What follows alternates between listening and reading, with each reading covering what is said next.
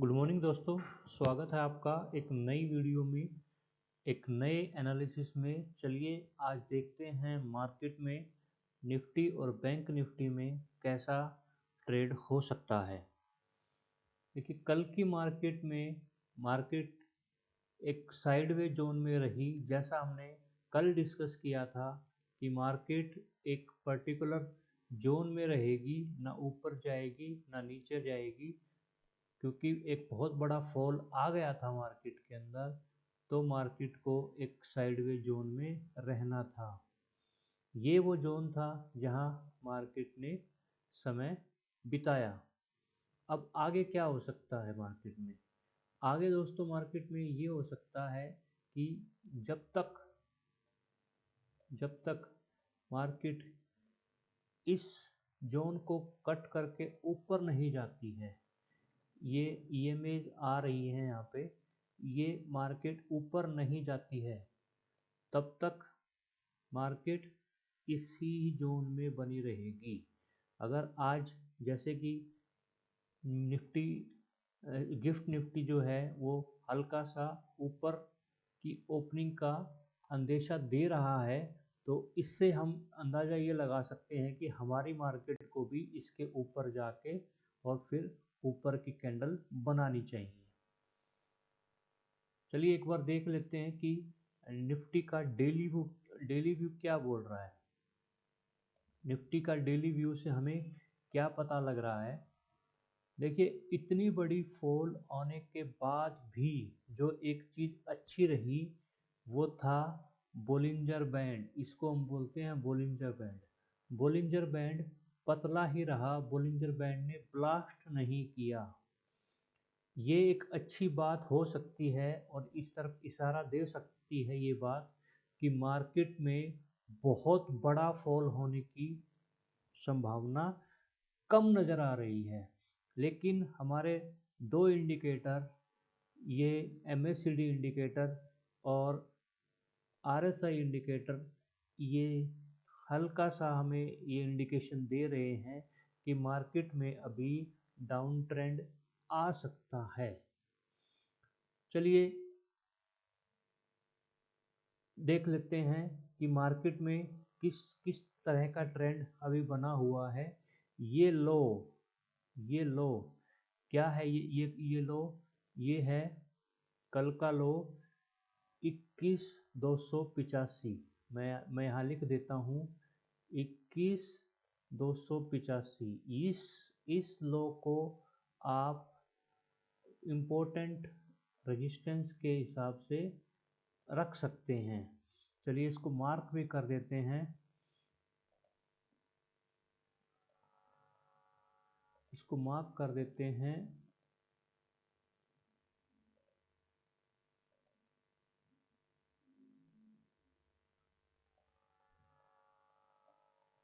इक्कीस दो सौ पिचासी, यह ये वो लो है जो हमें देखना है। मार्केट में अगर आगे कोई डाउन ट्रेंड आएगा तो इस लेवल से मार्केट को बाउंस बैक होना चाहिए। अगर यहाँ से बाउंस बैक नहीं हो रहा है तो और इसको ब्रेक कर रहा है तो मार्केट और नीचे जा सकती है। ऐसे ही ऊपर का लेवल अगर हम देखें तो ये लेवल 21,22,124 का है।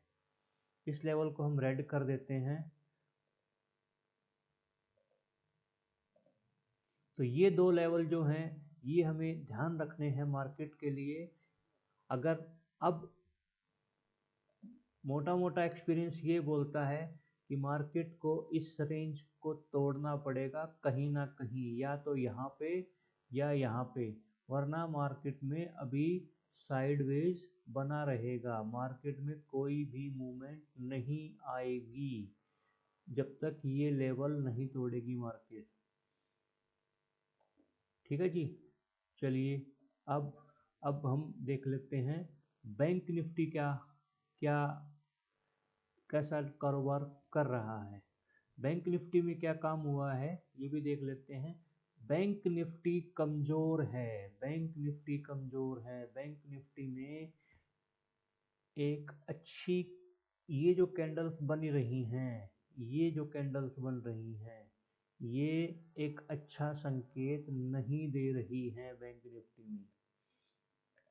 ये इस तरह की कैंडल नहीं होनी चाहिए अगर आपको मार्केट में अच्छा ट्रेंड लेना है, क्योंकि हमारा RSI 40 के नीचे चला गया है, MACD पहले ही त्राहिमाम कर रहा है।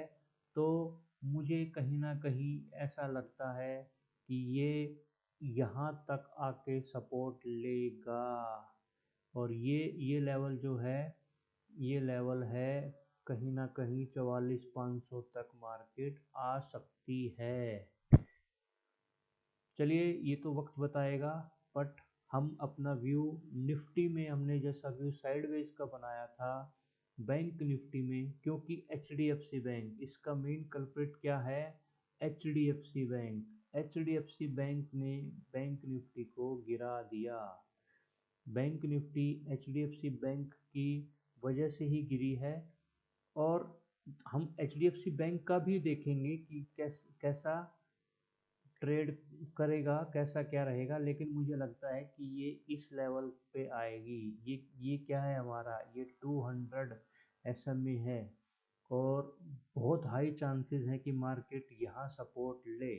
चलिए वो तो वक्त बताएगा कि कैसे कैसे वो चलेगा। आइए अब देख लेते हैं एक बार HDFC बैंक को भी देख लेते हैं।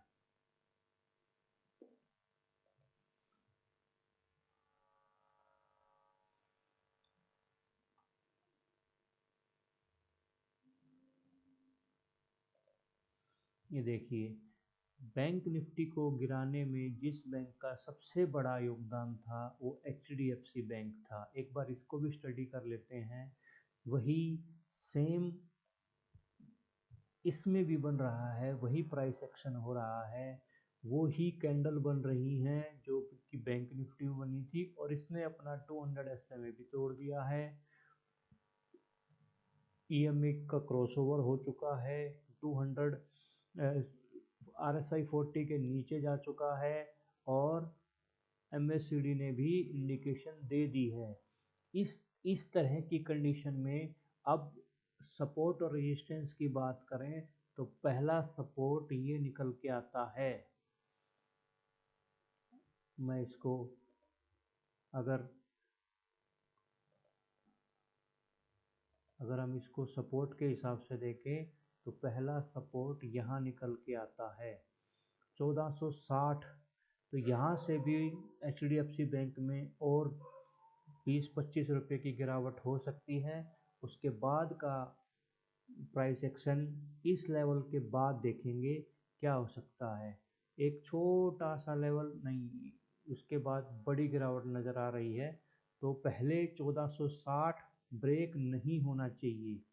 अगर कोई HDFC बैंक में इन्वेस्टेड है तो उसे 1460 लेवल का टूटने का इंतज़ार करना चाहिए। तो इस लेवल तक तो रुकना चाहिए।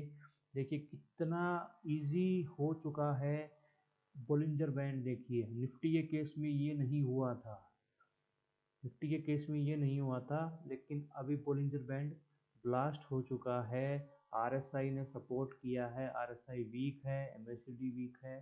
तो इस तरीके से दोस्तों आप किसी भी स्टॉक में या उसमें ट्रेंड ढूंढ सकते हैं कि मार्केट का ट्रेंड क्या है। मैं इसके ऊपर अलग से वीडियो बनाऊंगा, और ट्रेंड कैसे ढूंढें या ट्रेंड का कैसे पता लगाएं, ये मेरा तरीका है दोस्तों। मैं किसी को कॉपी नहीं करता, ये मेरा तरीका है। ट्रेंड कैसे ढूंढते हैं या ट्रेंड का पता कैसे लगाते हैं। तो ठीक है दोस्तों, तो अब आज का हम व्यू हम देख लेते हैं बैंक निफ्टी का भी। बैंक निफ्टी का हमने आज का व्यू डिस्कस नहीं किया है। तो बैंक निफ्टी जैसा मैंने आपको बताया, बैंक निफ्टी में मैं बियरिश टू साइडवेज का ही व्यू बनाता हूँ, और ओपनिंग के बाद bank Nifty first one hour मैं हमेशा बोलता हूँ फर्स्ट 1 आवर की का वेट करना चाहिए कोई भी मार्केट का व्यू का पता कराने लगने के लिए। तो आप भी फर्स्ट 1 आवर का वेट कीजिए और देखिए मार्केट कैसे बिहेव कर रही है, उसी के बाद अपने ट्रेड को लीजिएगा। चलिए इसी के साथ मैं वीडियो को ख़त्म करता हूँ। Thank you very much.